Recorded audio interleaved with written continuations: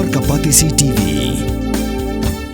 Together we achieve, together we can fly, reaching for the sky. ICFA University, Meghalaya.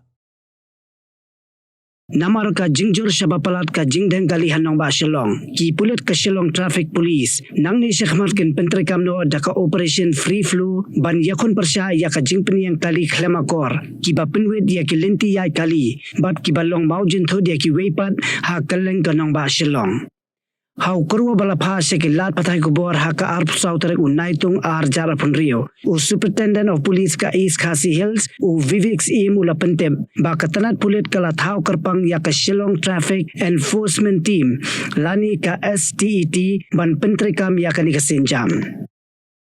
Ulaong ba ka Stet kan le da ka pating persya ya ki kali ki ba Pynïeng ha ki jaka babu no parking lani ki ba penwed ya ka jingya ki kali. Ka jing pentrikam ya kan ikasinjam kan long bed salon sar klem da penuh siliang ya ka tarajur henry lain no tang habadon ki jingja bakerki bat habadon ki bapang bastom ulaong bakathong jong ka operation free flow kamlong tang ban pentrikam ya ki kendon penyai kali henry ban pensu thu ya ki padba baki de bandon ya ka jingket khli ban kongo ya ki kendon penyai kali bat ban pentikna ya ka jingsingan ha ki surong bat ka bapensuk ya baro ki nong pendon kam ya ki surong. Ka Shillong Traffic Police kala kentu yaki padba ban a ka jing yatrilang da ka bakongo yaki kendon penyai kali bat ban kenturu yaki weipat ban le komjo.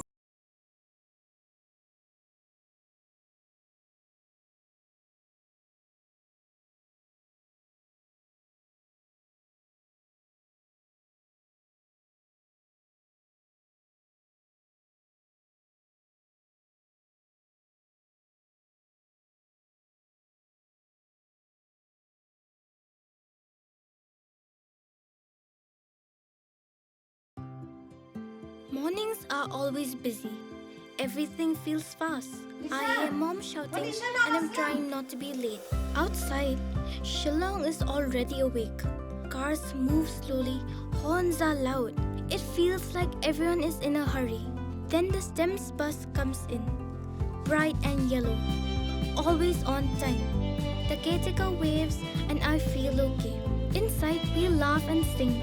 We share snacks. We help each other with homework. It feels nice. My parents know I'm safe through the STEM's app on Mom's phone. Because this bus isn't just a ride. It takes us to school, with friends, and a little bit of home. This is STEM's, our ride, our future.